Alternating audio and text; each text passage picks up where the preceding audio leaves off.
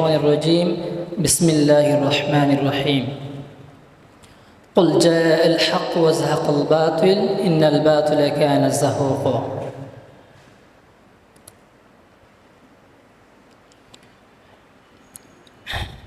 প্রিয় উপস্থিতি, আজ জুলাই মাস, ইতিহাসের মোড় পরিবর্তনের মাস। আজ ইতিহাসের মোড় পরিবর্তনের মাসে ঐতিহাসিক এই দিনে বাংলাদেশ খেলাফত ছাত্র মজলিস চট্টগ্রাম জেলা শাখা উত্তরা জেলা শাখা কর্তৃক আয়োজিত আজকের ফ্যাসিস্ট আওয়ামী লীগ কর্তৃক সংগঠিত সকল গুম, খুন ও গণহত্যার বিচার এবং জুলাই সনদ বাস্তবায়নের দাবিতে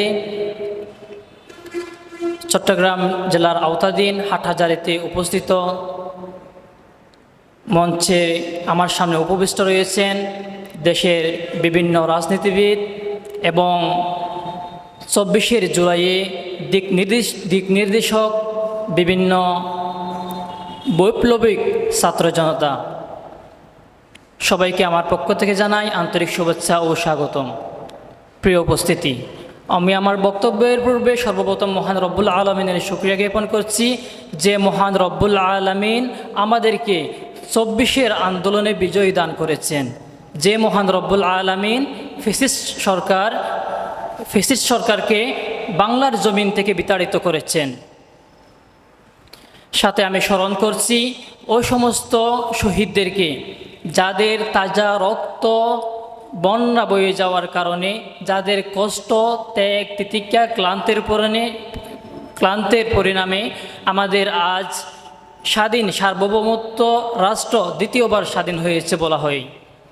প্রিয় উপস্থিতি, জুলাই মাস অন্যান্য ১২ মাসের নেই ক্যালেন্ডারের ইতিহাসে একটি মাস হতে পারে, তবে এটা বাংলাদেশের মানচিত্রে একটি স্বাক্ষরিত রচয়িত একটি ইতিহাস, যাতে রক্তের বন্যা বয়ে গেছে, যা চিরস্মরণীয় হয়ে থাকবে।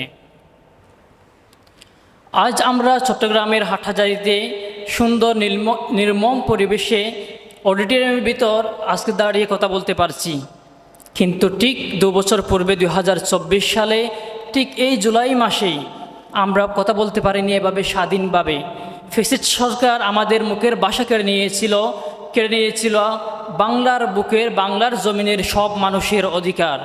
কেউ বলতে পারেনি তার মুখের ভাষা, অন্তরে তার কি আছে, মুখে তার কি আছে।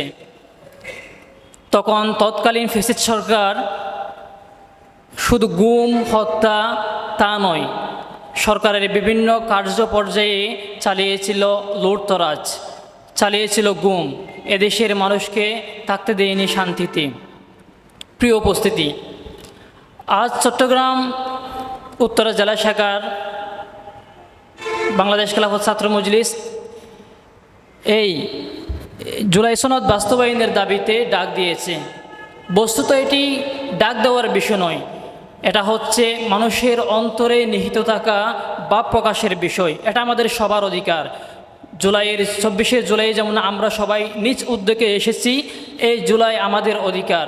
এই জুলাই সনদ বাস্তবায়ন করা আমাদের যারা শহীদ হয়েছে, শহীদ আবু সাঈদ, শহীদ ওয়াসিম এবং অন্যান্য শহীদ বর্গদের একটি ওয়াসিয়তনামা।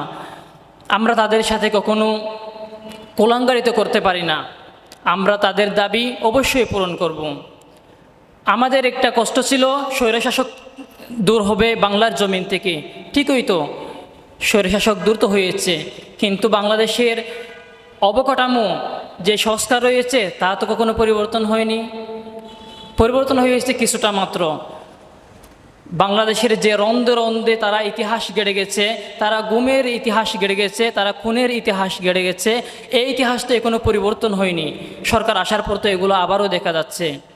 আমরা বাংলাদেশ সরকারের কাছে দাবি জানাই, আপনারা পূর্বের সরকারের কোনো কাজ, কোনো গুম, হত্যা এবং অন্যায় কাজ কখনো অনুসরণ করবেন না। প্রকৃতির কি অমোঘ ইতিহাস! যখন জুলম তথা অত্যাচার শেষ পর্যায়ে পৌঁছায়, সীমানার শেষ পর্যায়ে পৌঁছায়, তখন প্রকৃতি ওই সরকার পতনের ইতিহাস জারি করে। স্বৈরাচার স্বৈরশাসক হাসিনার আমলেও ঠিক তাই হয়েছে, তার ক্ষেত্রেও তাই হয়েছে। তার অত্যাচারের জ্বালায় থাকতে পারেনি বাংলাদেশের কোনো মানুষ, শেষ হয়ে গিয়েছিল তাদের অন্তর। এই জন্যই বাংলাদেশের প্রত্যেকটি ক্ষেত্রে প্রত্যেকটি জেলা উপজেলা থেকে মানুষ জেগে উঠেছিল কীভাবে তাড়ানো যায় ফ্যাসিবাদ সরকারকে।